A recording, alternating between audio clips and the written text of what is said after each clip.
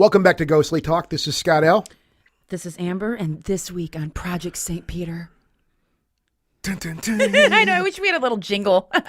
Well, yeah, we'll get to that in a minute. Little theme song. We'll get to that in a minute because I'm really happy we got to talk to Mr. Keith Clark again tonight. And this is part 3 of our ongoing Project St. Peter series with him as we try to unpack this wild stuff that is part of the Metascience Foundation. Metascience Foundation and George Meek. And if some of you are new to this, like you've heard of Spiricom, George Meek was Yeah.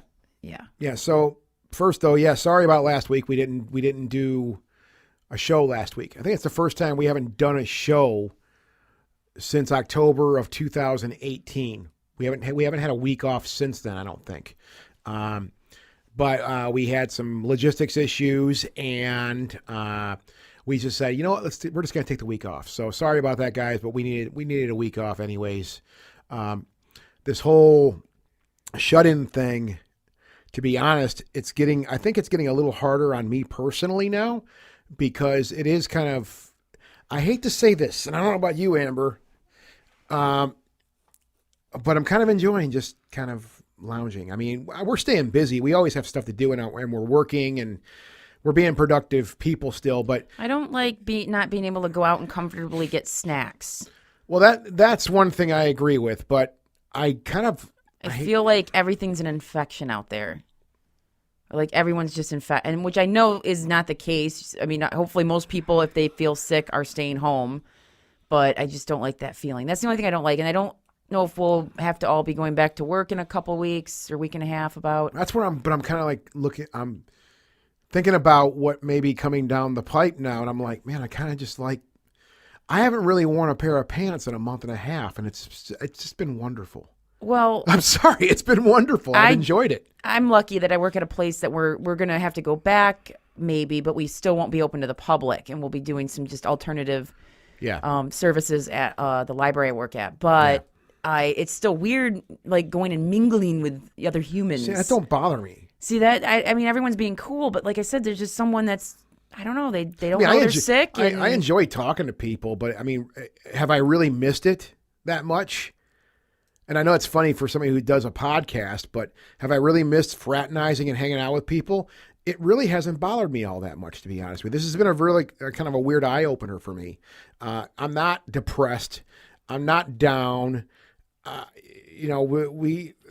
plenty busy. And I'm not really yearning that social interaction there is. And yeah, you know what? But I will say, like, the neighbors here, we're kind of, we're respecting the 6-foot rule. But I enjoy it. Neighbor Brad on the right here, who's been on the show before, he comes over. We've been having a few nights on the porch, just chatting and having a cocktail. And the same thing for my other neighbors, Brian and Amy. We've been getting together with them and just kind of hanging out and respecting the 6-foot rule. So it is nice. I do really enjoy that. But I'm thinking about what may come down the pipe now. And I'm kind of like, that's where I'm getting depressed, because I'm like, it's kind of nice not having to be because I just, you know me, I'm always on the road doing something. And it's like, I'm kind of tired of it. I just hope that they don't push us back outside too fast, and then all of a sudden, like, we get a second surge and then have to go all back, start this all over again. Well, that's the big decision that's being made right now, and that's why people are debating about this stuff is, how is it too soon? I think maybe some places like lawn care and stuff could maybe start going back, but I don't know if it's necessary for everybody, especially if they can work from home, or it's just not that pertinent to open the place up. I mean, like, for example, with libraries, we can offer a lot digitally, and I mean, I don't know. We're not going to close because we're not that type. We don't have to rely on dollars and cents. We're not a for-profit thing, so we'll be okay no matter when we open. Yeah. But other people, I understand they gotta get back to work and start making money, or they're gonna lose their business or their job. So I get it. But if we don't handle this right, we're going to be starting from square one again. Yeah. And we don't want that. No. But I hope everybody out there is safe and you're healthy. We're thinking about everybody out there. Thank you. Thank you for listening to this show. If you're listening right now, we super appreciate that. It means a lot to us. And this is like we said, we're unpacking Project St. Peter here. And if you haven't gone, I mean, you could start here, I guess, if you really wanted to, but I think you'd be totally confused. So well, you thankfully, really Keith kind of did some. He did some intro he stuff prefaced, again, too. but just a Yeah. reminder, if you're just fired up the show and you're listening to us do this intro, if you haven't listened to Project St. Peter Let's 1 link and them 2, up. Let's link them up in this yeah, they'll be post. linked. You can always Google them or search your podcast for Keith, Jay Clark. Yep. Look for those previous ones, but there's 2 others, fairly long. But that's kind of the start Well, of all once you this. start getting into this and we start just going through the material, you just wild lose and time. weird. And we were happy to do that, and I'm happy we got to talk to Keith again, especially after not doing something last week. This is a great way to get back into it again. Yeah, and this is God knows how long it's going to go on because it's like We there's are so just- many. There's so much There's material. so much in this, and it's fun. So Yeah. So yeah. we talk about Project St. Peter again with the mighty Keith J. Clark.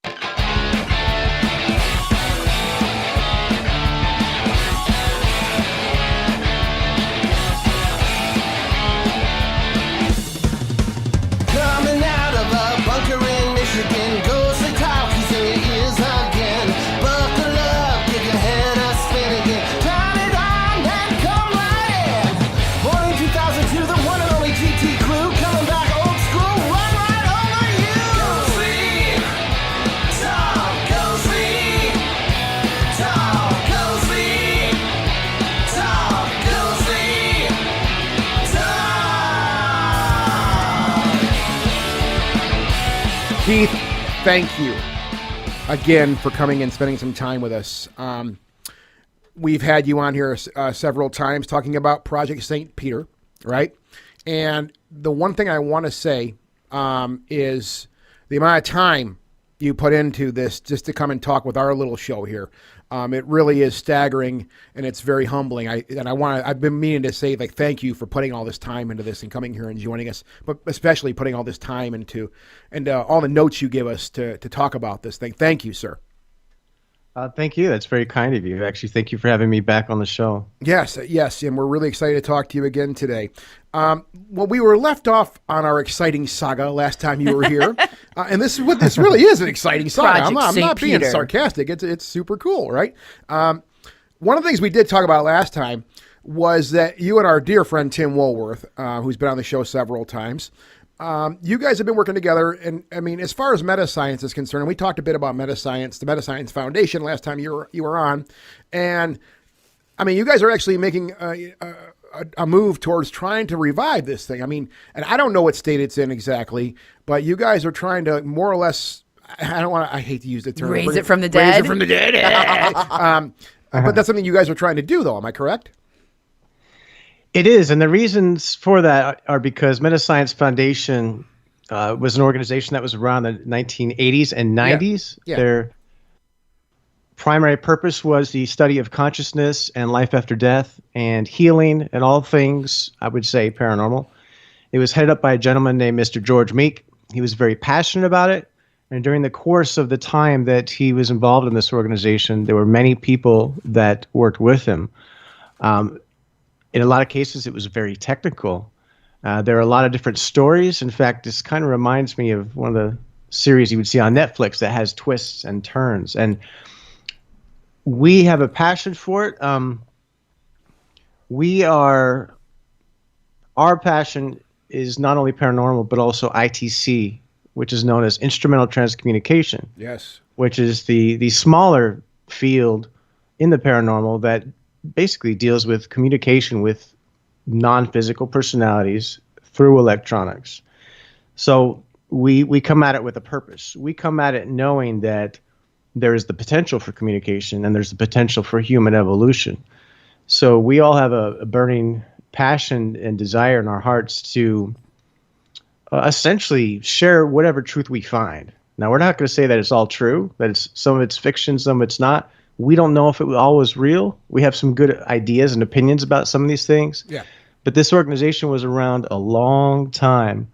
And once we started, we became aware early on that an issue that we were having was when people were dying, basically, they were transitioning. They would have websites, or they would have books, or they would have bodies of work that would tend to just kind of disappear. And we were familiar with how long Metascience Foundation had been around, and we were familiar with, most people have heard of Spiritcom. Oh yeah. That's the biggest project associated with Metascience Foundation, and we still have a lot to share on that it's never been seen or heard. But the essence of it is, we don't think our history should disappear, right? So we have taken steps over the years. We started saying, okay, we would like to preserve history. And then over time, it only took 3 or 4 years, random people started contacting us with boxes. I had a shipment just appear to me one day from New Hampshire. Yeah.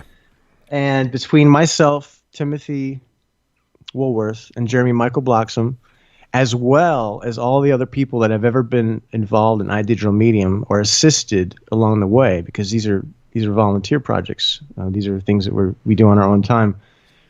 We have basically a pile of stuff, a huge, huge pile of stuff. And then we began to realize that since we believe in generally the ethics of what Metascience Foundation stood for, which is basically exploration, discovery, and dissemination of that information to people, we felt that we came to the collective decision to reinvigorate Metascience Foundation by recreating it and continuing that lifeline into this generation.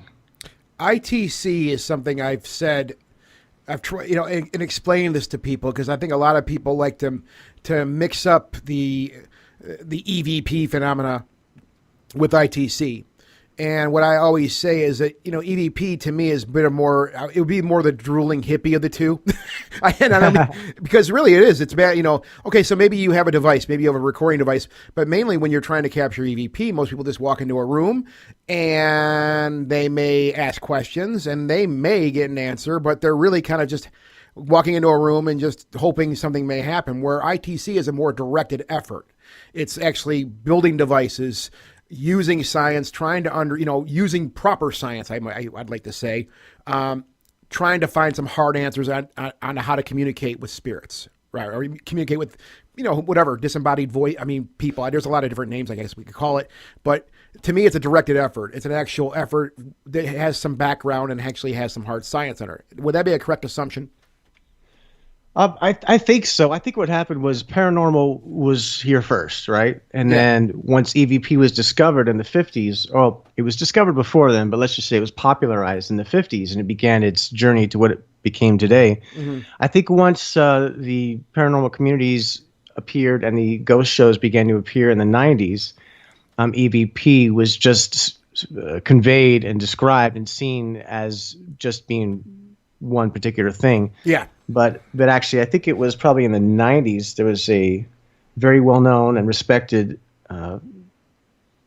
professor in Germany by the name of Dr. Ernst Sinkowski. So I guess I should refer to him as a doctor. He's the one that coined the term instrumental transcommunication.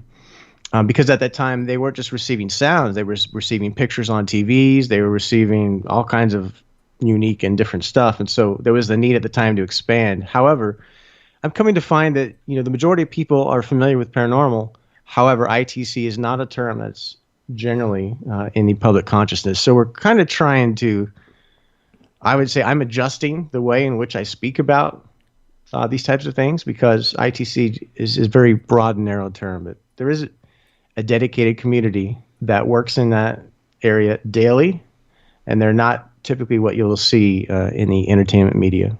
No, they're not. I think it's because it is more of a nuts and bolts area. It's more of a nuts and bolts community. The people that I've dealt with over the years with ITC, and let's just be frank, I don't want to go off into the weeds and bitch about TV and stuff like that, but the drama factor is very low with this type of stuff. It's more people that are like, okay, look, we have a goal here. What do we need to do to get to that goal, right? So it's more of a goal-oriented type thing. And when you're just focused on the work, that dramatic aspect isn't there. So saying that, it wouldn't make very good TV, which is okay, right? Go ahead. That's excellent. Well, the element of fear has been removed. Exactly. The majority of people. Yeah, there you go. It would be safe to say that in ITC, most of us are, for lack of a better word, fanatics, because we're passionate about it. Yeah. We tend to understand it strongly, but we're doing these things because we know that communication is possible. Whereas paranormal, at least in the past, tended to be, oh my God, what's happening? What are we going to find? The kind of the excitement that's surrounding it. But we're hoping we can get people excited about the other aspects of it. And I mean, I see the side. Well, I see it. That's all I really do is see it. The other side of this thing where you do have that excitement. Okay. It's equivalent to riding a roller coaster. It's that idea, right? It's that thrill that people get, and they see that out and about there in media, and they want to experience that. I get that. And I know when I was very young, I experienced that also. And I think like a lot of people studying this stuff for so many years, you just move along, you get past that. Then you start getting excited about the real hard things like ITC, right? As in a hard science and things like that. That's what's exciting, because this is where I think the potential is. If you really have an interest for this, for paranormal, let's say, for the field of this, and for what I think the forefathers, since time immemorial, why they started doing this stuff, like why they want. It had to start with somebody going at one time in our history saying, "Hey, man, so we're here on this planet and we're doing stuff, but I wonder if there's something else out there." It had to start with somebody asking a question, and it's led to where we are at this point, at least here right now in this studio when we're all talking, asking these questions, and ITC actually has the potential, or gives people the potential to maybe get these answers, right? And that's why I think it's very exciting myself. That's exactly right. And like I said, I'm adjusting my terminology, and Tim and Jeremy have had, and other volunteers that have assisted with paranormalstudy.com. Yeah. So actually between us, we have 5 sites, or 5 or 6, but goodness. They've had a lot of success in growing their website and social media by focusing on the paranormal community. And so we began to realize that, the other thing is experiments are fun. And when you're younger, you're like, oh, it's great. This person wrote a book, that person wrote a book, and you're devouring all the information, right? Yeah. And then you get to a point one day where you stop and you say, okay, now, and this is going to sound kind of crude, but just about everybody's gone. They're either getting older or they're not around. And then you suddenly realize, hey, we kind of have a responsibility to continue the education. So not only do we get to do experiments, now we get to bring that old information, which is still relevant, back to the surface and educate people. And by educating them, we hope to also excite them, because we're going to show them how to do their own experiments in all kinds of new ways that have never been seen before. And that's actually my passionate aspect of that. I think where we're at right now, and I mean, again, I'm talking about the elephant in the room, and I've been encouraging people to do this, on social media, wherever it may be, with us all being kind of shut in and stuff like that. I think it's a good opportunity right now, and that's why I'm really excited to talk to you again about this stuff, and get this out there to people, because we're all kind of shut in right now. Those of us that are being good, I guess, right? Not our friends here, at least here in Lansing, Michigan, who are out there protesting and stuff like that. But we have time now, and I think some people, they're getting kind of bummed out about being shut in. And they're focused on that, where I've been focusing on, man, I got all this neat stuff I can do. I don't have to be at a million places. And so I've been kind of just diving into these passions. And this is one of those things I've been kind of reading up on a little bit too. So, I mean, I implore people that are listening to this show right now, once we start getting into this material, to go back to the older shows. And I think, didn't we do this on the last show? We linked back to the first show too. Maybe we'll just keep piggybacking it like that, and we'll keep referring back to the older shows for people that have maybe are hearing this installment for the first time, right? We did, and I still have to post the last one on YouTube. That's my my delay. But also on, if anybody wants to see the notes that we discussed, literally the notes that we're going through one by one are the same notes that are on the iDigital Medium website. Just go to our articles, or just go to Google, type in iDigital Medium Project St. Peter, and you can follow these notes. And I intentionally highlighted certain words. Yes, you did. For those of you that are technical, or for future reference later. Yeah. I kind of feel like sometimes with this project, I'm interpreting something akin to the Bible. It's a very strange feel. It's heavy stuff, man. It's Yeah. heavy stuff. My goodness, it's so heavy. And that link that you just said, we'll make sure we put that as part of the post also. I think we've done that for the last 2 shows we've done together on this thing. So we'll have that there also. So I guess let's just dive in. If you're cool with that, if you don't mind, let's just dive right into the material. And what we're doing is like we've done the last couple of shows, we're kind of doing the broad strokes. Am I correct? As far as what we're talking about here. That's correct. Yeah, And cool. this goes in line with what you just said about us, the world as we are now. I kind of feel like we're repeating a cycle. The other day when I saw the video of was it called One World? But the live concert that they did with the Yeah. different musicians. It reminded me of the '80s and the Are you talking not what was it? Live Aid? yes, that's it. Live Aid. Aid, yeah. Oh, yeah. We are the world. Yeah, Right. Yeah. You got Bruce Springsteen up there just letting it go. Yeah, that's a pretty interesting Queen. video. Queen's up there. Yes, Sorry. Queen. Yeah, we missed that. Sorry, I didn't mean to take us into the weeds. But yeah, what were you saying? No, actually, I took us in the weeds, and the reason I did that is because as you read this material, Yeah. I'll give an intro to Project St. Peter here in just a second. As you read this material, you'll see that it is portrayed in a way not to try to get somebody to go out to build a device, not to try to impress somebody with information. It's actually written in a way where they're saying the world wants to change. The world needs to change. And the intention of this project and this was to build a device, and the intention of that device was to bring through information that all of humanity could use.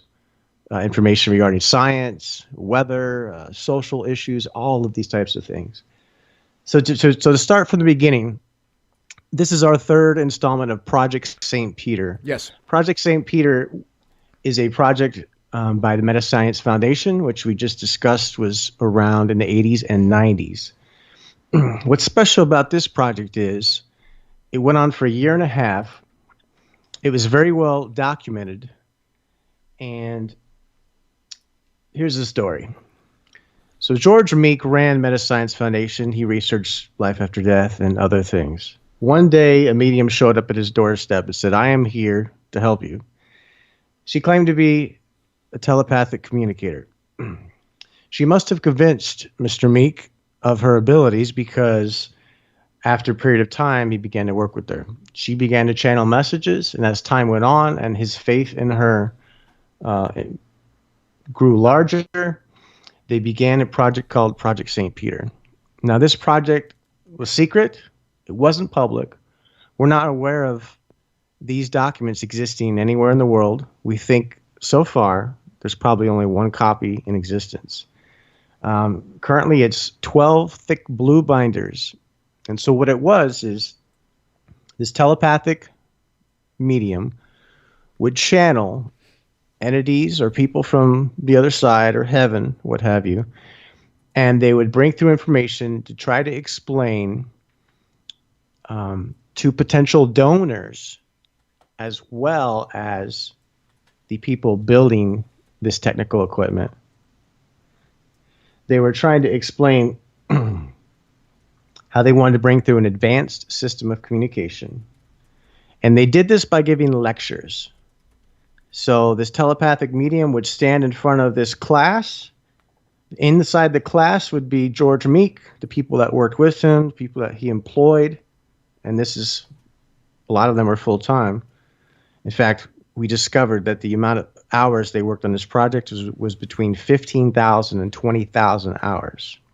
Okay, so it's another reason why I say, wow. Oh my God, what the heck were they doing all Yeah. this time? All right, so picture in your mind, there's this class. You guys have seen college lectures in movies and stuff, right? I mean, I don't know if Yeah, of course. Yeah. I've never attended one in person. I unfortunately did not go to college. But so imagine everybody's sitting in chairs. There are people from the U.S. government. There are people from IBM. There are people from the Fetzer Corporation. There are people from the Lilly and Squibb pharmaceutical company. There are just different people from different companies that are big, for lack of a better word, potential donors. There are models in this room. Models meaning like a spaceship, a space shuttle, and a building, and things like that.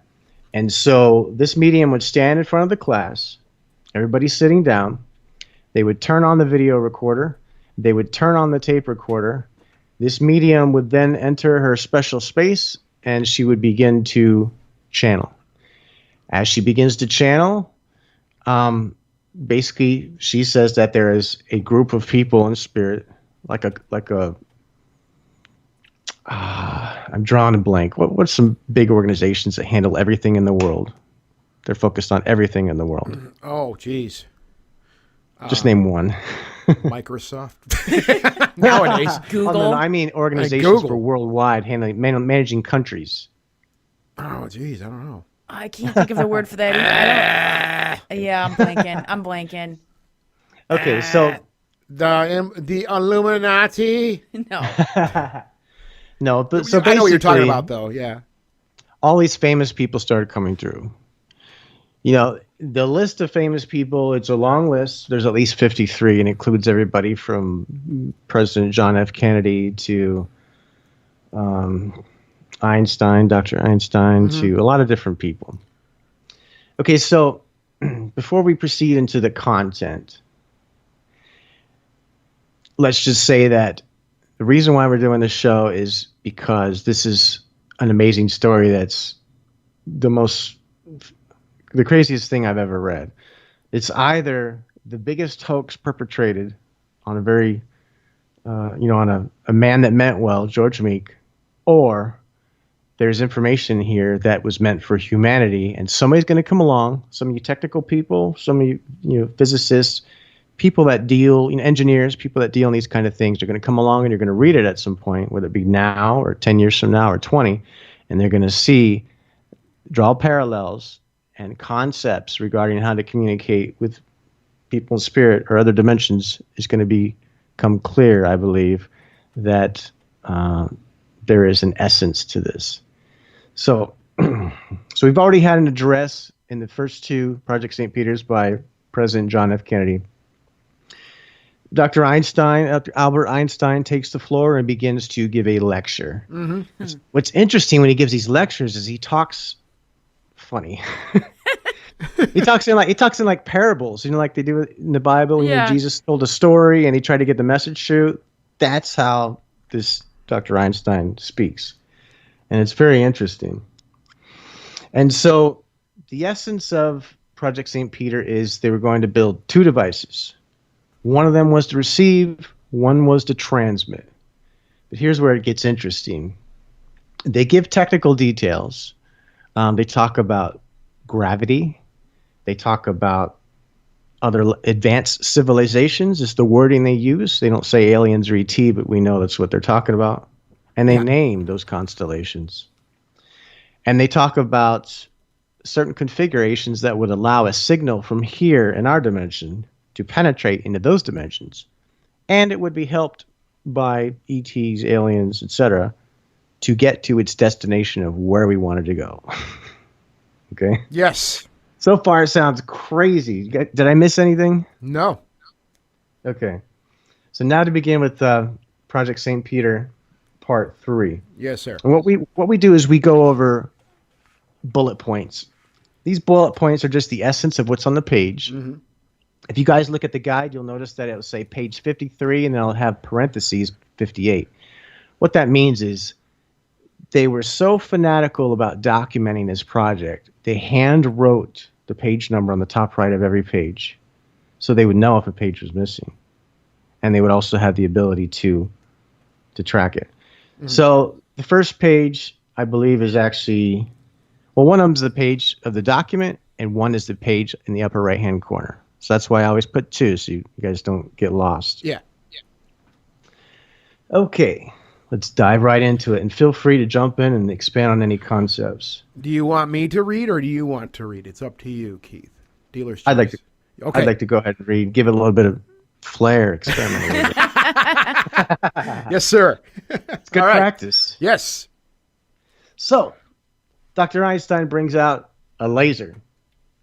He also brings out these what I presume to be pieces of plastic or something. He calls them color shields. They're different colors. They're actually violet, blue, pink, yellow, orange, and green. Okay, this laser's job, Dr. Einstein says it's going to be sent through a large ruby. When that happens, various magnets and magnetic columns of energy will appear. Those will be used for communication. Okay, and this is a running theme. If anybody's interested in pyramids or alternative power sources, 0 point, anything like that, these are the bullet points that I highlighted that you will be interested in. Then he goes on to indicate that there's some fundraising quotes in here, you can tell. And it makes you wonder, is the telepathic channel switching to their human side when they begin to ask for fundraising, or is it still Dr. Einstein, or was it never to begin with? Right. Da, da, da. So there's a little plug in there. Dr. Einstein indicates they're going to need equipment to do this. Yeah. They know the budget's going to be tight. Then he says, bring in the power drive. Okay, so he's calling the power supply, I believe, for the transmitter, a power drive, which is kind of cool, kind of space age. And remember, don't ever forget, as we discussed, this is 1986. 1986. Before the internet, before any of this. And remember that this is what appears to be an average person, a woman, who claims to be a telepathic medium. And all this is coming through her channeling. And is that Petra Damascus? It is. Okay. That's also actually not her real name. Right. And at first I was concerned about giving that away, but I think at this point we'll just let the story play out as it is. Who knows? There might be some people coming out of the woodwork eventually and say, hey, I was in that project, and boy, wouldn't that be crazy? That'd be neat. That'd be neat. Yeah. Or if you could actually go into company archives and they'd be like, oh, yeah, this is when our company, IBM, was like dabbling in this metascience stuff. Like, I don't know. That'd be sweet. It would be sweet. It's interesting. We assume that enough time has passed that hopefully it's not a big deal anymore, right? Because a lot of this stuff is out in the public information. Yeah. Okay, enter the power drive. Here's the power supply. So they've got props in this lab class. They've got things that they roll out on carts and they show to the people in the class. And so he describes how the laser beam is going to be combined with sound. So the laser beam's light, and then there's sound. And he's saying that it has to be combined together. He actually describes modulation, but he doesn't say modulation. He says, we need to boost these two beautiful golden lines and the signal wave in between. Now, it's interesting that they use words like this because a technical person would say, hey, they're modulating it, right? No, she appears to be describing what you would see if you looked at an oscilloscope, which anybody technical knows would look like. And I can't get too far into that because I'm only technical to a point. He describes the power source of this one device. It's called the Angel One. Yes. Angel One and Michael One are the names of these two pieces of equipment. He says it's going to be 110 volts because we're in the United States. And it would be joined within increments, first 4 amps. But then he says, and I always wondered this, I'll ask you guys a question in a second. He says, this power supply is only 8.4% complete at this time. It has to be extremely stable. So in technical terms, it can't drift. Frequency can't move like our wall outlets do. When my computers beep all the time, my battery backups. Yeah. So let's branch off, because as we're going through this, we're also talking psychology, right? Because we're analyzing what's being said to determine, is this really real? In our minds, that's what we're doing. What do you think about it when people project percentages? From a technical standpoint? Well, if I was talking to you and you said, how's Metascience Foundation website going? And I said, well, it's actually 19.6% done. I'd be like, what kind of, it's like you're robotic. Well, from a professional standpoint, that can be taken two ways. One way, I'm saying from a professional standpoint, and this is from my working life, if someone was to give me an actual percentage like that, if I was to say to them, how far are you along with that activity we're working on? And sometimes it's only a couple of things you got to do. If they said, well, we're 19.4% complete, I would take that as, man, that person's detail oriented, or man, that person's full of shit. Exactly. Right.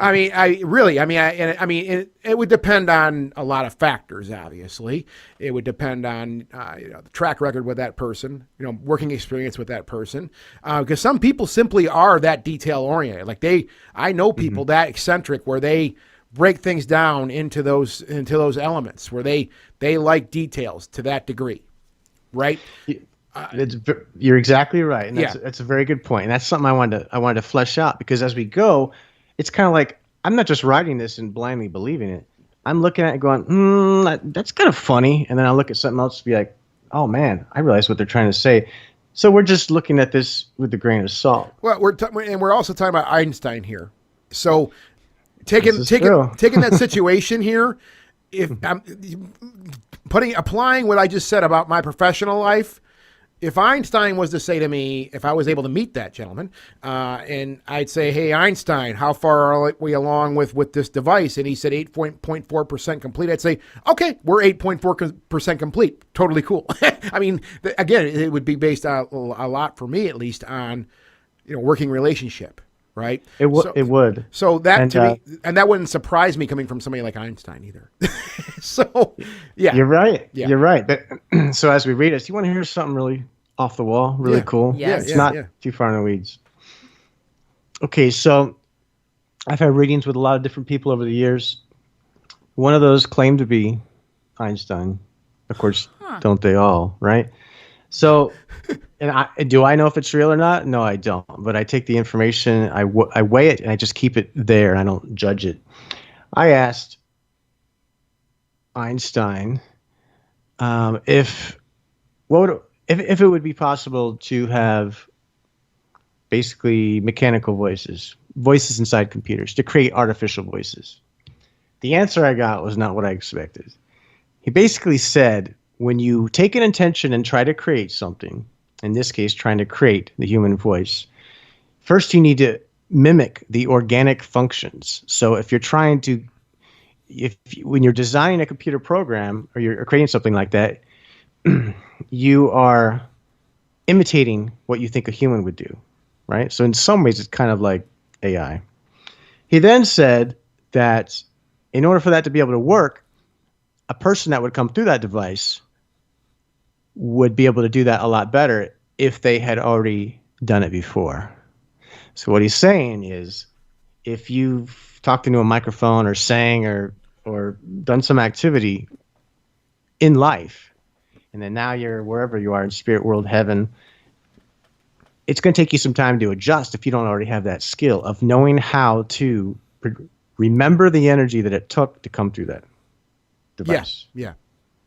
You mean that was just a strange off the wall. Mm-hmm. But you mean, let's just say, okay, someone on this side right now, they're a radio person. Let's just say, like, they're a professional radio broadcaster. That's what they do. They pass away. They move on. They go to the other side. And of course, as you said, it would take some time for them to make adjustments and get used to their surroundings and whatnot. But they may have that extra little skill, if you follow what I'm saying. I mean, well, they have a professional skill, right? To be able to maybe project them. I mean, what I'm trying to say here is, is that what you mean as far as a person's concerned? Like to project, yes, exactly. To project their voice through the experiment, they would need to be able to recall the memory of what their voice sounded like and combine that with their intention to come through that device. Because some people, you put a microphone in front of them and they just curl up and put their tail between their legs and don't say a word. I mean, some people just don't like to talk. They're shy. I get that part, right? It seems like somebody with that skill, as a radio, like I said, a DJ, somebody like a radio person, they would have that skill and they would be. But it's this intention thing, though, you're talking about also. They have to have that intention, right, Keith? Right, right. I just found it interesting that that reading I had was only about 4 months ago. I don't know if it's real or not, but the point is, the answer was extremely interesting. It basically indicated that, and we talked about this before in Project St. Peter. When you create things with a purpose, your purpose it becomes part of that energy of that device. And in Project St. Peter, they actually specified they only wanted to purchase used equipment.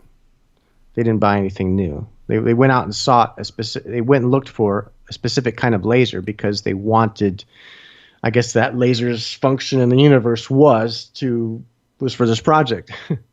Oh, okay. Yeah, all right. Yeah, that's very interesting, and it's interesting to hear that. That is a kind of a weird answer to a question like that, but it makes sense though. It is, and then so Einstein's still speaking from the class. Sorry about that trip into the weeds. I just thought some people would find it a little interesting. No, that's super cool. No, I like that. So he points at this power supply and says, "Guess what I saw in England last week?" This is Einstein saying, "Guess what I mean, not word for word. It's paraphrased. He says he saw this power drive last week in England. It only weighed 13.5 pounds, and it had its own voltage regulator." So it's kind of interesting because he's in that one sentence, he's basically saying, even though I'm not in a body in this dimension, I'm able to travel wherever I want. And I'm keeping tabs on what's going on. So that's kind of an interesting point. Yeah. Then all of a sudden, out of nowhere, I think in this case, Einstein kind of speaks like I do, just random all over the place. He suddenly says, "Oh, I forgot to tell you where the laboratory is. Where's all this stuff going to happen? Where are these cool experiments going to happen?" He says it's going to be in the home of the chief laboratory director. He kind of indicates that the laboratory director is, he indicates through his wording that it's not preferential that the laboratory be in his home, but it kind of has to be, maybe due to financial reasons, and that it's kind of a burden on this laboratory director to have all this crap in his house. And I can understand that one. So then he goes on to explain, but this power supply we're going to create, it cannot be connected to the household electricity. He says, what would happen once, and this is where the technical people will like it again. He says, we need to build our own power supply. It's going to cost us about $1,100. Again, this is a specific amount, so it makes you wonder, is this a plug for fundraising? Right. I think so. And he says it needs to be custom built because what's going to happen if once the signal grows and then it doubles and then it triples, are we going to take out the whole neighborhood's transformers? How are you going to explain that? Who's going to come looking for you? And this reminds me of what happened with Tesla. Yeah. They say he created earthquakes because he hooked a little kind of pneumatic device to one of the columns, and he was just playing around with, to see how fast it would turn. And at some point, it reached a resonance and supposedly caused a mini earthquake, which certainly we know through today's science can happen. Can happen, yes. Yeah, so we know it's a real thing. And again, remember, we're in 1986 here. Okay, so then Dr. Einstein then goes on to point at a chart. And on this chart are some words. He's going through these words systematically. Now, all of these classes were recorded. We have some of them on tape, but we haven't converted them yet. I would say that's a plug for us in Metascience Foundation, because when it comes time to do a fundraiser, maybe one of you can help us convert one of these tapes. We've said that before. Yes. We've said that. Yes, you have. All you got to do is just, not now, I don't want to go too far in the weeds, though, either. But Keith, we've said that before here, maybe on the last show. If we can do that here. We got all the equipment for that kind of stuff. So if you guys need to transfer tapes, we can do that. No problem. And we can discuss that later. But yeah, most certainly. We're totally. I took that opportunity to do a plug. We were going to do a fundraiser, and then obviously the social climate changed. Right. Oh yeah. We felt that it would probably not. People were spending more of their focus on staying alive and surviving. It was not a good time to attempt to project that kind of image. So we we're patiently continuing on. We're still organizing it. There's a lot of work. It's actually like 30 to 50 moving pieces that we're working out amongst ourselves. Mhm. But that's coming up soon, and people will begin to see. We're going to take YouTube by storm. It's starting to sound like President Trump. It's going to be huge. So we're going to do a lot of YouTube videos. In fact, it's going to be a very large piece of what we do moving forward. Okay, so back to Project St. Peter. Yes. Dr. Einstein asks one of the participants, Miss Barone, he says, do you know how the word exit is related to the past work we've done with one of our devices called Mark 9 and the composition of atomic life? Of course, Miss Barone says, no, I don't know. I don't know. I don't know what the relationship is. Yeah. To which he says, you're very humble. Thank you. As you read some of this stuff, it is kind of humorous. It is. Right? So he's asking it in a lecture format to an elicit response to try to drive his points home a little clearer. So Dr. Einstein then goes on to describe the specifications of this piece of equipment called Angel 1. He says the first thing is the table that it's going to sit on has to be made of wood because steel resonates, which we just talked about with the Tesla thing. Oh, yeah. He also indicated the laboratory needed to be polarized, and because he didn't want sound coming from the earth up through the floor tiles. And that was it took me a minute to read that. I'm like, what is he actually saying? Like, couldn't he speak English? But I realized the way in which he was saying it was, might be through the medium's mentality, and that might be the only way she could relay it. But basically, he's saying it needs to be shielded, it's got to be polarized, no static electricity, none of that crap in our laboratory, basically, is what they're saying. They're saying this is going to be one tight ship we're running here. Yeah. Then he indicates to some of the people that are some of the potential donors from Fetzer Corporation. He basically turns his attention to them and says, if you guys want to come observe the scientific research activities, they call them. Basically, when they turn all this stuff on, they begin to communicate with wherever they're communicating with. It says, if you want to watch this, you can do so. In fact, we're thinking ahead for you. We've already created these special shielding rooms in which you can stand and probably observe, behind a plexiglass or something. You can observe the experiment. He indicates there'll only be a microphone in the laboratory. It's one way. You can't disturb the people in the laboratory, but you can watch. And I think that was another plug for funding. They're saying, if you want it, we've got the plans. Show us the money. We'll make it happen. All right. Yeah. So then they continue on. And here's the interesting thing. Once we convert some of these videotapes, it would be nice to see whether this medium or the communicator, Dr. Einstein, is reading the minds of the participants or if they have puzzled looks on their face. Because a lot of times he'll be mid-sentence and all of a sudden break into answering a question. Like if I'm talking to you right now and I'm saying, yeah, we've had a good today. Oh, don't worry about that, Scott. I know what you're thinking. I know you're worried about how it's going to end. And then they'll actually give an answer. So in this case, let me find my place. Apparently somebody either raises their eyebrow. They're thinking, we're going to be able to watch. And that's when Einstein breaks in and says, yes, you'll be able to watch. But nobody that transcribed this indicated anybody raised their hands or said anything. Right? So we know either they read their mind or the person made some type of movement or the person speaking, the medium, just happened to stop mid-sentence and answer someone's thoughts or questions. So we'll find that out later on.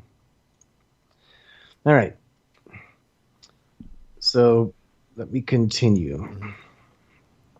He says, again, this is 1986.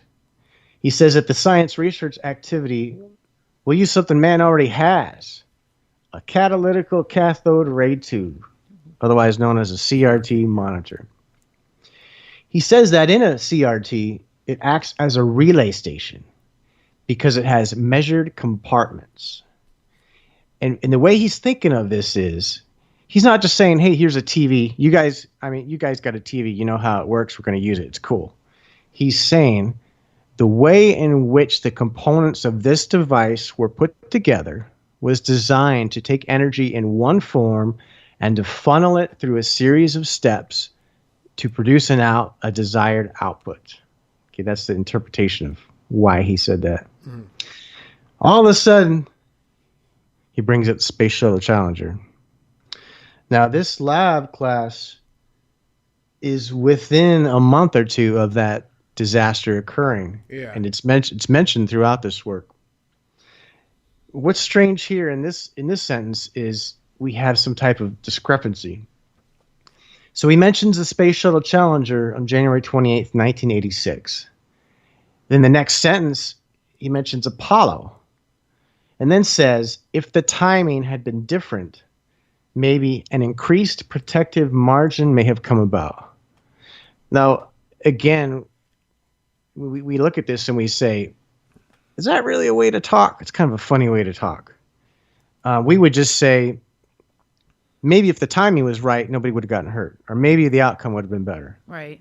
But he worded it, an increased protective margin may have come about. And if it is Einstein, that tells you he's really precise with his words, right? And so I think what happened, so he's changing the conversation. He's about to get into time frames, time windows. Now, we know that Space Shuttle Challenger was a disaster and everybody died in it. And we know that there was one Apollo mission where, it burned to the ground. There were all fatalities in that one also. I think as he was mentioning this, he was thinking of both simultaneously, and both came out within the same two sentences. Because we know Apollo did not occur on January 28th. Correct. So why did he say Apollo when he first said Challenger? Yeah. So basically it was an incomplete sentence. So we got a couple of things here. Either the person that transcribed didn't get it, which seems unlikely, or the tape didn't get it, or he was actually thinking of two things at the same time, and he was thinking, how do we avoid human fatalities? So he's trying to make a point here. He begins to explain what he calls time windows. And this gets very interesting now.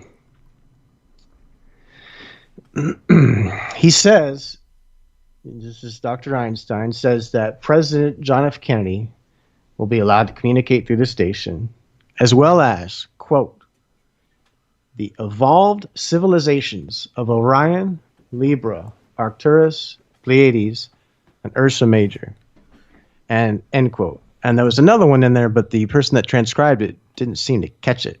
But it was another major constellation. Okay. And we're like, okay, where's he going with this now? He's saying that we're going to have people from all these different civilizations come through and communicate through it.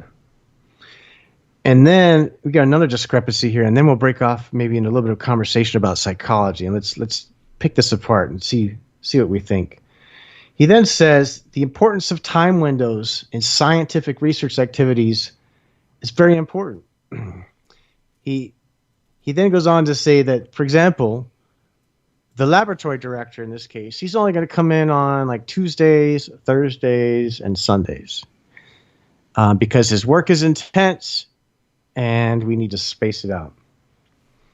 I'm not quite sure where he went there at that particular time, but the conversation continues. But let's talk about what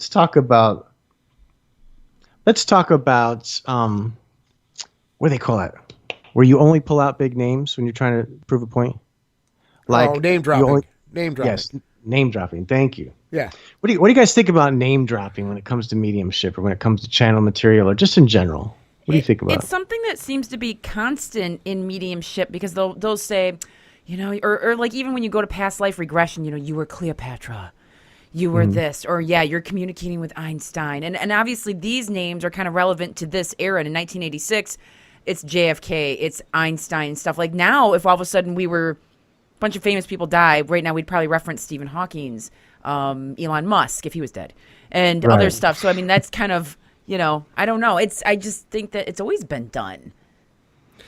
Yeah, I agree. And personally, I don't really go for it that much. It's weird. Even though we're here on the radio right now and I'm reading something where it's name dropping every other page. Yeah. But I'm looking past that to say, okay, what's the message here? And this is, what if I judge it prematurely and I'm wrong? See, that's the thing. Well, it goes back to the idea of fundraiser, though, too. You were talking about, this could be fundraising. He's working on also, right? I'm not saying, and I'm not angling this in any way, like, oh, what are they up to, right? Well, sure, like people with money in their pockets can identify, and they know people like Einstein and This is JFK. true. Those And are intelligent people. Yeah, those are people. And so it's one these of the guys, boys. It's one of the boys. If one of That's those boys on the other side are working with us on this side. Ooh, okay, let's throw some money at that because then we're going to get this, thing going. Well, let's put it in perspective. I mean, when it comes to a situation like this, I've said this to people for many years. When it comes to professional type stuff, I have never gotten a job in my entire life, whether it was in my youth or in my professional life now, where I didn't have a friend or somebody, a colleague who works there right at that point, right, where they didn't recommend me. Right. So, I mean, it's one of those things. You're awesome. Yeah, I know I am. Yeah. God. But no, I mean, I've always had people, because we all know it, and we're all professionals. We do work. It's not like just some weirdo thing we're doing. But these are people that, I'll vouch for this person. He's fantastic. I've worked with him for years. Right. Right. It's that type of thing. And that goes, all the way where I'm at, all the way up to the very top. We know that, right? And of course, if you drop the name Kennedy, I mean, anybody who's I know people named Kennedy, and whenever I hear it, I'm like, oh, Kennedys, those are the Kennedys. Oh, Exactly. That name carries some weight. It carries water, and whether you're a Kennedy or you're just a regular old working Kennedy, right? I mean, exactly. But that name carries a little bit of weight. So going back to this situation here, we're talking about the name dropping thing. Yeah. And I mean, it's one of those things that kind of, and I mean, I've deal with people, a lot of people where we've both been through this, where we hear people just drop name drop over and over again to the point where we're cringing on the inside, right? But it seems like when you're trying to get people involved with something, such as Project St. Peter, right? Well, yeah, you want to have some identifiable characters there, like we said. You want to give them some confidence. Yeah. But I also wonder if these are genuine entities speaking through Petra, what if they were archetypes and then they were using these names as just something to identify? You know what I mean? Like, I don't know, like an archetype. I don't know. I don't know. Yeah. Sometimes I wonder, I mean, this case is way out there.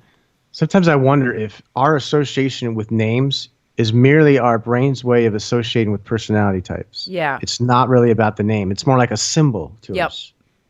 Oh, that's interesting.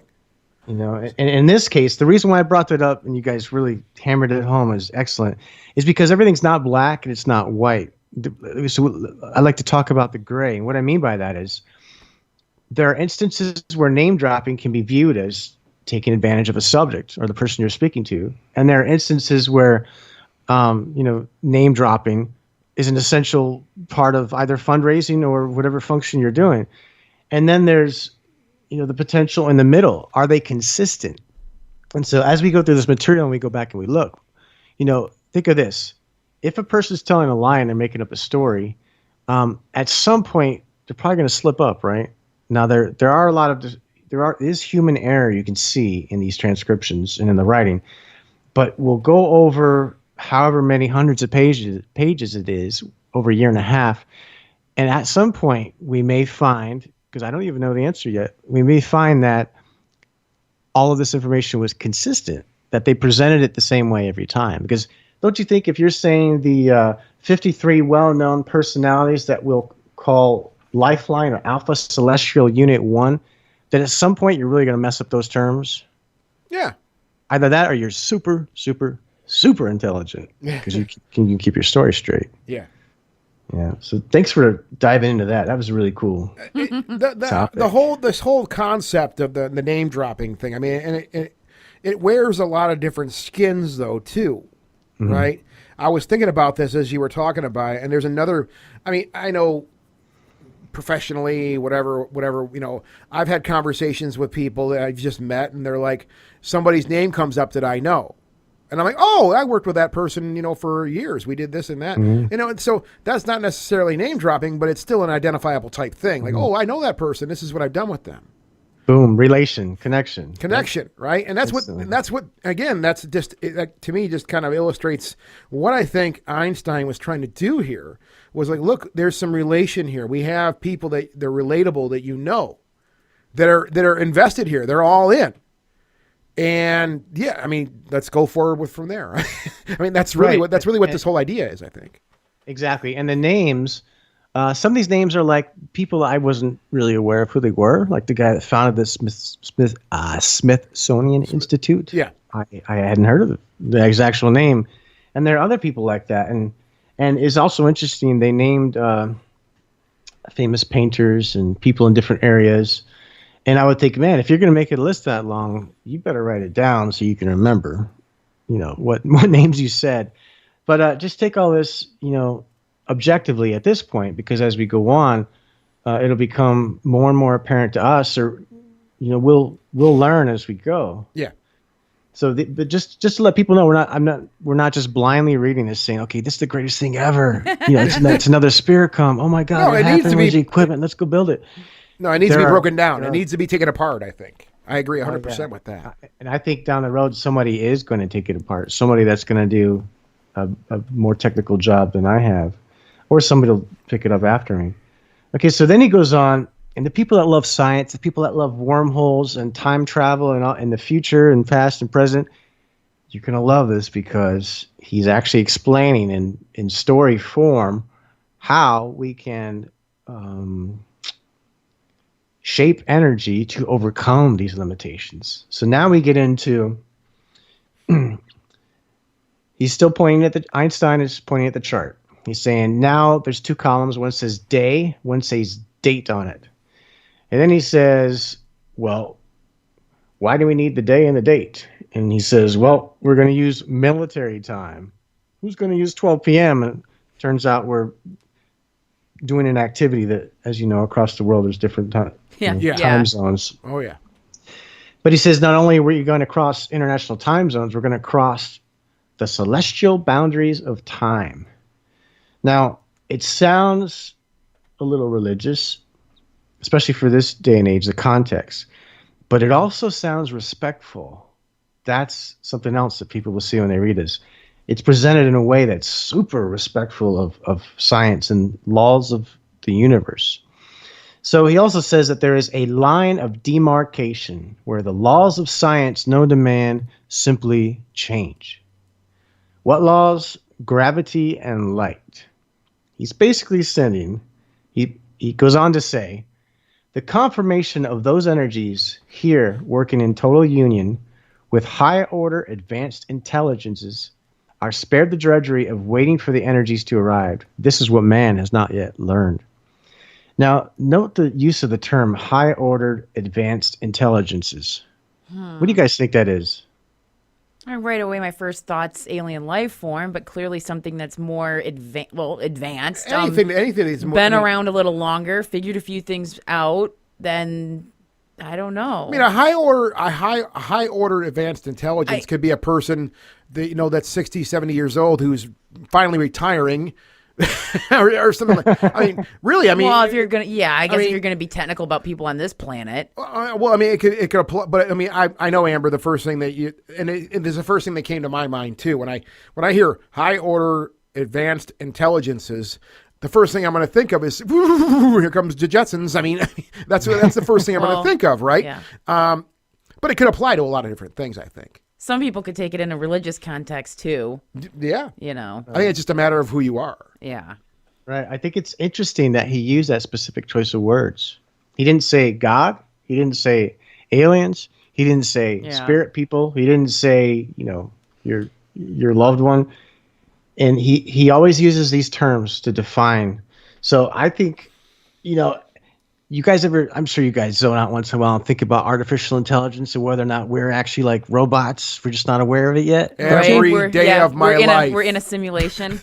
Every Yes, day of my yes. life, yeah. And sometimes I think, is God an actual guy with the name God, or is it like an alien species that is simply allowing us to play a game so that we can have the experience of learning? It gets really deep when you get into that, but he uses the words high order advanced intelligences, and he doesn't use it once, he uses it many times. Now try saying that in every single one of your speeches. Right. Hang on, So- let me But that's also a vanilla. Hold on, that's a vanilla ahoy, term. ahoy, What are you looking at? HOAI. I'm just trying to acronym that. Oh, okay. Ahoy. Okay. Like a. That made me, Ahoy, mates. Who ya? Okay. Who? but it also made Who? me It's a think, who? Oh God, that's terrible. no, That's back that up. Sopranos That didn't stuff, sound sorry. right. It's a who. No, Okay. All right, okay. all right, I'm done. So I'm sorry. that went weird. So it also just made me think of like if you're gonna be talking to a group of people that come from all walks of life, all different kinds of religions, instead of throwing out their God or aliens, which can like literally, well, no pun intended, alienate someone if they're interested in fundraising. Oh, these weirdos are talking about aliens. We're out of here. Oh, these people, they're super religious. We're out of here. And high order advanced intelligences is a way classier way, I think, of bringing that up. I don't know. So maybe that's one other possibility. That is Excellent. that is Excellent thought. That is a good thought, isn't it? That's a very good if you were thought. trying to raise money, wouldn't you say something that sounded super Yeah. fancy? Yeah. Yeah. No, yeah, I His- agree. Yeah, go. I'm sorry. So then Dr. Einstein says, you know what? I want to send some books through to help Earth. These books are going to be on atomic energy. I would like to send them through this corridor of light. He specifically calls it corridor of light. Through this celestial broadcasting system. Oddly enough, the acronym for that is CBS. I know. I just you know. that's Oh, exactly what I weird. thought, man. That is Oh. exactly what I thought. I'm like, oh, come on. What does CBS It makes stand you, for? makes you wonder. Well, something broadcasting system. Is it Canadian? Wait, what is it? No, No, Central. Central Broadcasting CBS? System? Is that the real? I don't know. I have the I looked it up I one have, time, but I forgot. It might I be have the Central. internet. Hang on. We'll Oh. find out. Use the internet. The internet. Use your corridor of light. My Just don't go to Wikipedia. Columbia Broadcasting System. Columbia. Oh, that was wrong. Interesting. We'll have to research on that sometime. I prefer Celestial. Yeah. Yep. So it's called, in this case, they call it a celestial broadcasting system. And that each person's only going to be allotted a little bit of time to come through. You know, he's basically saying that time is limited once we turn the system on. So it's not like you can just appear on this device and just, have a chat. Everything's planned. And he's indicating there's a lot of people that want to come through. And each of them has their own little space to fit in. Okay. So then he goes on, he says the next word on our chart is the word constellation. He then renames those constellations again that we just said a minute ago. He says these civilizations will help the energies conform and, quote, draw the line of energy, end quote, from the laboratory through the ethers. Again, he's basically saying we're going to create a signal of light. We're going to send it into the ethers. Our friends in other advanced civilizations are going to help us relay that message. Again, he mentions the divine corridor of light. Now, this is a hard concept for me to understand specifically. He says the divine corridor of light is the registrar of all life of, quote, all universes, end quote. And so he's specifically saying there's more than one universe. This is in 1986. Keep in mind. We'll keep coming back to that. Yeah. He says there's a divine group leader. And this is very strange how he says this. He says, so there's a divine corridor of light. It's the heavens. It's in charge of all the energy and all the universes. And there is a divine group leader that is, quote, in direct fusion and alignment with our commander-in-chief, end quote. And that's the only person we take orders from. Now, it's so interesting that he used that choice of words. He's leaving it open to interpretation. Divine group leader that's in alignment with their commander-in-chief. It's almost like he's saying they're the same person, but they're not, right? Yeah. Like they're different elements of the same being. because he says they're fused together and they're aligned.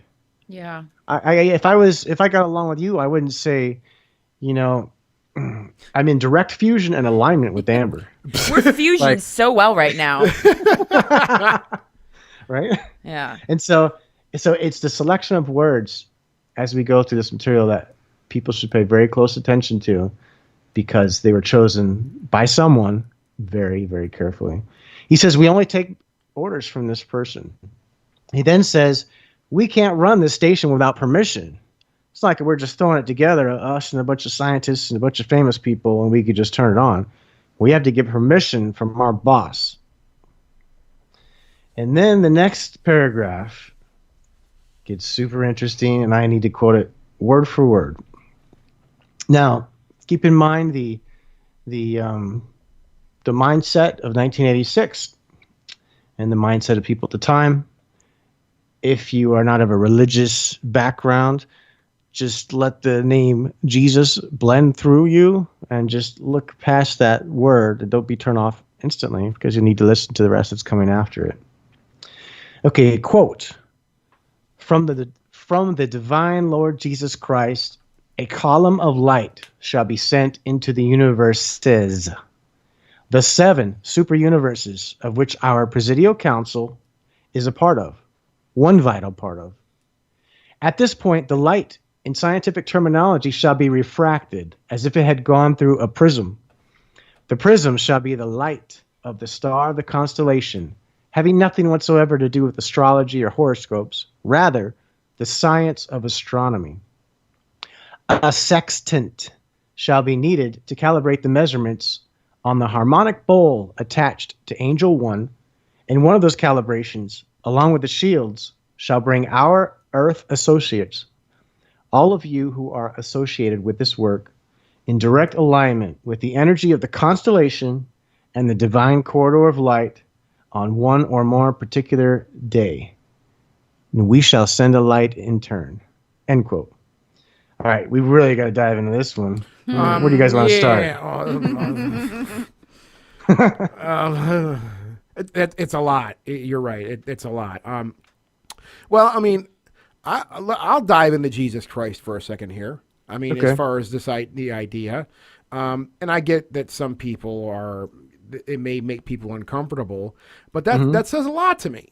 I mean, I think I have my spiritual beliefs, and I know Amber does, and I'm sure you do. We all kind of have our own things, I think. But it's interesting to hear with all of this stuff that we've been through so far, right? And I know this has been mentioned. God has been mentioned before as a part of this thing. I don't mean to interrupt you real quick, but is this the first time Jesus Christ is mentioned in Lab 1? It is.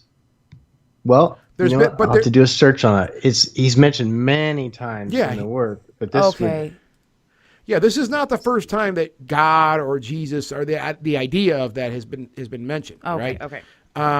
So that's an interesting idea to me, because even though, as I just said, there's this idea of God or a higher power has been mentioned, this is still a pretty rigid discussion. It's a very scientific discussion, right? Mm-hmm. And it's also tipping its hat to this idea of a higher power above all of it, I guess, right? However, I mean, I don't know how this could be taken from the divine Lord. Well, from the divine Lord Jesus Christ. I mean, that from my upbringing, that divine Lord Jesus Christ is kind of like the person in charge. I don't know. Well, he staged it. Okay, I just did a search. On the first 5 labs, the name Jesus was mentioned 97 times. Oh, okay. He staged it in the paragraph before by saying there is a divine group leader that is in direct fusion and alignment with our commander-in-chief. I think somewhere later on, he actually says our commander-in-chief is, guess who? Jesus. But, for me, not going into specifics of how I feel, the one thing I think a lot of people relate to is that they respect the work that Jesus did. I'll just go as far as saying that. And so in this case, he's saying, hey, he's our boss. He's the one that's going to help us do this. He's the guy that's got the magic. Which is what, I mean, I'm sorry to cut you off, but which is perplexing to me, because as far as what religion is how we know it is. It's based on faith. It's as simple as that. Like there's no mechanics of it whatsoever. It's just this wispy spirit that you have to have faith in it, right? This overpowering spirit above everything that you have to have faith in. And now we're being told that this same wispy spirit that you're supposed to have faith in actually is working on the mechanics and trying to help people build devices to communicate with the afterlife, if I worded that correctly, because we're in the thick of it now. But essentially, I would say the purpose would be more so that humanity can evolve by way of having a device that they could pass information through. So, I mean, but he's still on our side. He's on our side. Yeah. Well, I'll work with you guys. Let's not worry about it. It seems like to me that undermines or everything that what I think people who are taught about religion, at least Christianity, right? You can't question it. There's no mechanics here. There's no nuts and bolts. It's just something that you have to have faith in, or you go to hell. Right? I think in this case, a lot of the message is saying, hey, there is a hierarchy. There is not saying, I don't mean a control structure. I mean, there are everybody's in different stages of evolution. And here is one of those beings that is in an advanced state of evolution who wants to help us in our evolution. And much more liberal than what we were taught to believe in, as far as the God that we're talking. I know I was taught to believe in when I was growing up, right? Yeah, I would say so. And I'd say in 1986, this is probably a little bold. Very bold. I mean, I'm not sure if it's bold or the opposite. Hey, Jesus Christ is going to work with the aliens. Like, okay. Well, and that's what's tripping me out here is Jesus Christ is an alien. But okay, so it could be that too. I'm gonna put a scenario. I'm gonna put a scenario out there. So Jesus Christ, the divine Lord Jesus Christ, had this plan for the last couple thousand years. All right, well, let's try the faith thing. Or after all this time, the faith thing don't seem to be working, and these people are really cheesing things up down there. This place is starting to get really crappy. Maybe we should try a different plan here. Maybe we should try. Ooh, their technology increased a lot since I was last here. Let's try to work with that. I mean, and it's funny, but at the same time, it's logical. Yeah, I would use a different word. Instead of faith, I would say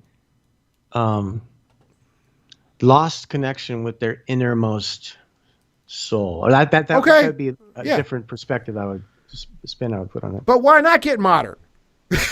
Right? I don't really know any other way to say that either.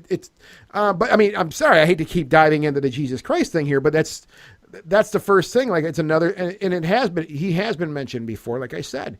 And I mean, obviously you've highlighted some of these things, and you already pointed this out too. But we're introduced to the 7 super universes. So I can't even begin to contemplate the numbers behind that, as far as because the numbers we have that they say our universe is made up of, as far as mathematics and astronomy, it's just it'll give you a nosebleed, right? So now we're talking about multiple universes. Is that in a physical construct, or is that within like a many worlds type thing? I don't know. It's multiverse. Well, yeah, multiverse. I mean, it just sounded like a lot to me. It sounds like a lot. But a lot going on there. Yeah, there's some symbology here that we can't miss.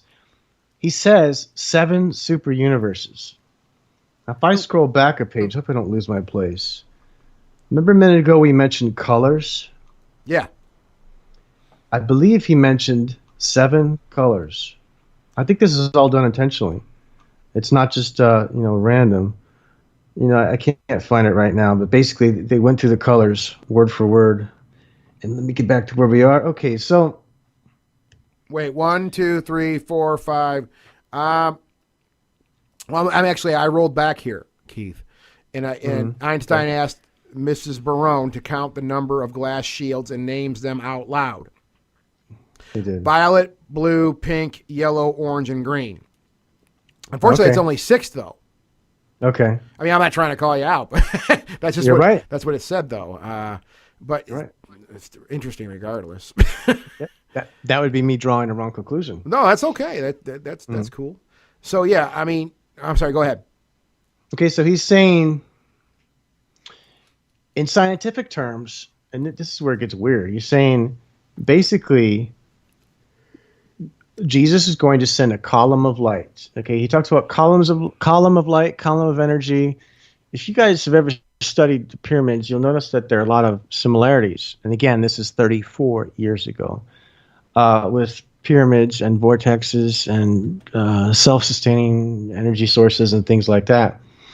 A lot of those these days are visualized and drawn out as columns of energy and columns of light above and below, geometrical shapes.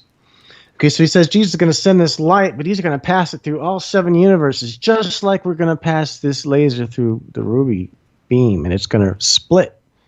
And in that splitting, it all comes back to itself in one. It's kind of like saying, you know how they say the end is the beginning is the end, the alpha is the omega, and you guys ever looked at a donut and look at the universe and say they look awfully the same? Yeah. And when you get into toroids, for the sciencey type, which is what they build and engineer in this device for very specific reasons, they make use of that concept of energy being never ending. And so this is symbology that we'll need to pay attention to for later on. Now it's interesting he brings out, you notice I said the word sextant, very, very slow and drawn out to make sure we understood it. Like they used to do when they were on the ships, and they would pull this out and they point at the stars and say, okay, where the hell am I at? Where am I going? He's saying, we're not just going to turn this thing on and point it to the moon.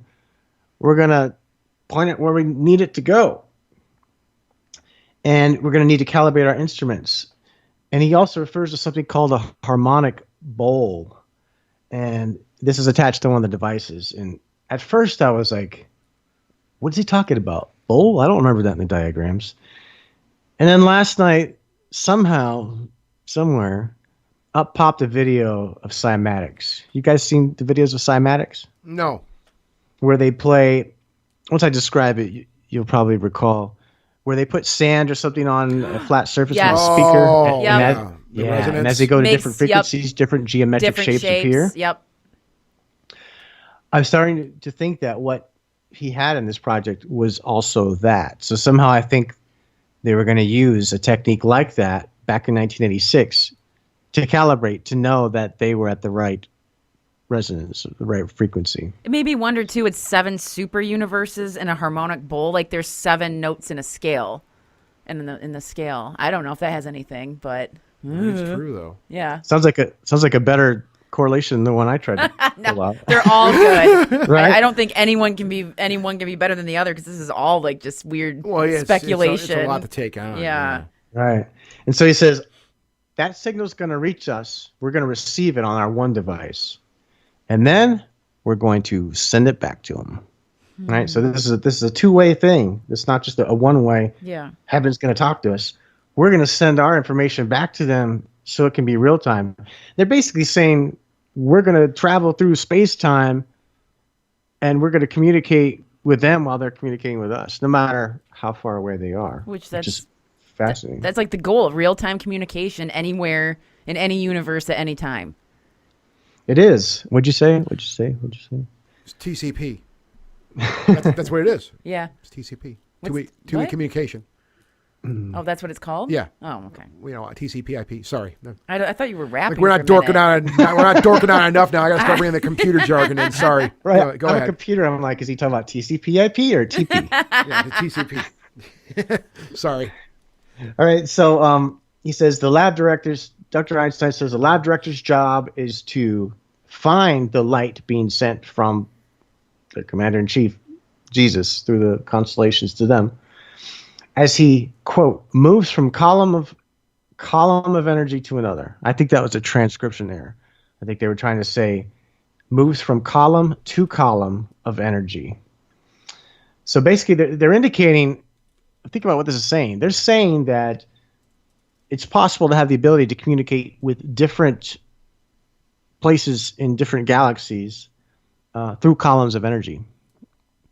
Just think about the impact of what they're trying to say. Yeah. And he says, while they're having this experiment, and this is interesting. The people that like EVP will find this very interesting. And this is elaborated on in the future in such a way that it's fascinating. He says, while we're doing the scientific research activity and we're getting the equipment, it's coming up, it's turned on, it's getting to where it needs to be, we're trying to adjust the levels. He's saying the director is not allowed to speak to anyone that comes through that device until he's exactly where he's supposed to be on the exact frequency and the exact decibel level. So they're actually talking about volume. Now, that's interesting because normally in science and technical things, we don't always think about volume too much or amplitude or the energy. We normally just think about frequencies like Spiricom. How many tones do I got to mix? Yeah. But why is he saying this? And later on, just to give you guys a tidbit, he's basically saying that as this communication device is going through the ethers, it's going to pass through different levels. We don't want to communicate with all those levels. And he expands upon this in great detail later on. That's why he's saying the laboratory director, you can't talk to anybody. Somebody says, hey, I'm coming through the device. Can you hear me? You don't say a word.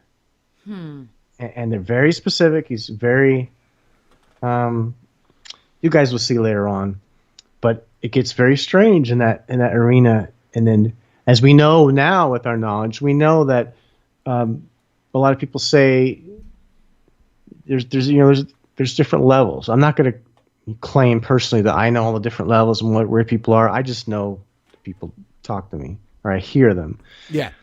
But it's kind of common knowledge now that we believe that we know there are different levels of evolution and different planes in the spiritual universes or vibrations. Okay, we're about to finish up here. Dr. Einstein says that 2 lines of energy are needed to succeed. A straight line is impossible due to gravitational forces. Okay, so what is he saying? He's saying we can't just point this device at wherever it's going to go and think it's going to go from here to there in a straight line. As it goes through the galaxies and universes and dimensions, it gets bent this way, that way, all over the place by gravity. So I'm wondering, it sounds like it's like passing through planets, passing through space-time. It's pretty fascinating how he says that. But basically saying it's not going to be a straight line. So don't think of it in linear terms in the way that you're probably going to. One last thing that's not in the notes, and this will lead into our next project, St. Peter. He begins to describe how during our scientific experiments, we need to take into account the people of the world and what they are doing at that particular moment, which is crazy. He's saying when people around the earth are walking, moving their feet, they're creating a resonance inside the earth. As he's basically indicating some things that we've started to see now in this day and age, where we know with the experiments that the social experiments where Google can predict emotions in people that haven't happened yet, through their searches. And we know that we're all connected and that has an effect on things we don't yet understand. Here in 1986, he's saying, not only do you got to take the technical aspects into consideration, you got to take all kinds of stuff that you guys aren't quite yet aware of yet into consideration. Every little bit of life is connected to each other and they all affect each other. And he says we're taking that into account. That is the end of Project St. Peter, Part 3. Wow. And is that the end of Lab 1? No. Nope. Oh, that's still not. Oh, my God. I can't believe how big that one is. Hey. It takes me a while to go through that. And I refreshed on it as much as you guys do because I don't remember the whole thing. Yeah. It's kind of like a discovery. It's kind of like I see it as Tiger King is popular, but it's not necessarily Yeah. positive. I would say this is a discovery. This is a journey that we're all going on together, and we have no idea how it's going to turn out, but we are going to find out some things as we go. Like, I don't have the answers. I really don't know all the answers to this project and what's going to happen as we move forward, but I'm excited to be sharing it with you guys. Throw us the website out one more time. We're going to link it All on our the site. websites. Yeah, I mean, if you care to do that, Keith, we're going to link it to our site. But what are the websites? People can go to actually download it and read through the stuff that we were going through tonight. Okay, I'm going to start with, for this specific one, go to idigitalmedium.com. That's the letter I and the words digitalmedium.com. And when you click on articles, you will see Project St. Peter. There's only one page for Project St. Peter, so it's easy to find. And I have labs 1 through 5 combined and there for you to download. It's 20 megabytes. I also have the same Google Drive sheet that we are just going off of. Mm-hmm. And as I go through these lab books, I put notes in here, and anybody can look at it anytime they please and can help us develop it. The other websites, should I go there? The other websites? Sure. Yeah. Okay, so between the three of us, myself, Tim Woolworth, and Jeremy Michael Bloxham, we've got a lot of efforts we're trying to bring under one big roof. Okay, so iDigital Medium does mostly research and experiments. We've had a lot of people volunteer over the years, and we appreciate you. Tim Woolworth has itcvoices.org, and that is his oldest website. I looked the other day, and I think there's a lot of articles on there. He also then went on with Jeremy Michael Bloxham to create paranormalstudy.com. We've also had a lot of assistance with someone named Karen Jarvie, and we appreciate her help all this time. Now, paranormalstudy.com is really gotten pretty diverse with the content that they bring to life. So those are Tim's two websites with Jeremy. Jeremy also works with, he calls it TDC Researchers. It's a work in progress, but it's him collecting information from various sources and sharing it and disseminating it. And he's also our key man when it comes to social media. He's the guy that blasts it all out there just to try to get it to the people that need it. Yeah. Let's see, where am I at? I feel like I missed something. So we're going to create a website called metasciencefoundation.com. Some people call it Metascience Foundation 2.0. We're okay with that. We think it's an honorable descriptor, and we're very humbled by that. So metasciencefoundation.com is going to be the main organization that will have these sub-branches. It may change a little bit from what I say, depending upon how we move forward, but all of our websites, we're trying to combine all our efforts so that as we release material, it's all going to be connected to Metascience. And Metascience Foundation is the higher level organization. So, iDigital Medium is going to focus more on research and experiments. But Metascience Foundation is where all the historical videos are going to come out. Okay. So we're going to start to tell the history of ITC, and we're going to do it through stories. That's awesome. And you got your YouTube channel too, Faces and Sound, right? Well, Faces and Sound was like a spinoff. Okay. Okay, so we had the iDigital Medium YouTube channel. We were assisted with that by many people, might I add. Some people might not know that we have, I think it's 62 playlists. Okay. Like if you wanted to go research life after death, you could find 62 playlists that we've taken the time to take other people's videos and ours to make into a playlist. There's actually a lot of videos on there. Okay, so that is now becoming Metascience Foundation's YouTube because it's already established.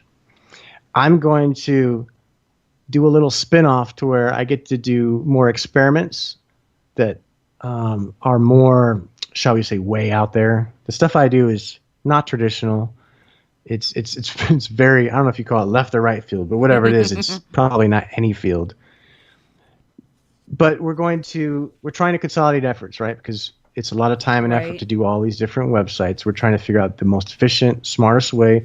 We are going to be incorporated as a nonprofit, which will allow people to donate, and they can claim it on their taxes, as well as it gives us opportunities for software and things like that we need to use. Because not only that, we're trying to preserve mountains of stuff. Not only do we want to educate and inspire people and bring information to them, we also want to preserve historical stuff. And there will be, one of our visions is, if somebody makes an agreement with us, they say, hey, at some point when I'm 90, we want you guys to take my website, take the information from it that's important, get it back out in the public domain, keep it there as long as you can, right, for generations to come. That's also another one of our visions. But that's the essence of Metascience Foundation is the organization, and everything else will fall under that and be considered different branches. I mean, paranormal study, we're not quite sure yet, but that's the essence of it. And we want this to go beyond our lifetimes into the future. Ghostly Talk! Version 3.0. Did they never sounded so good?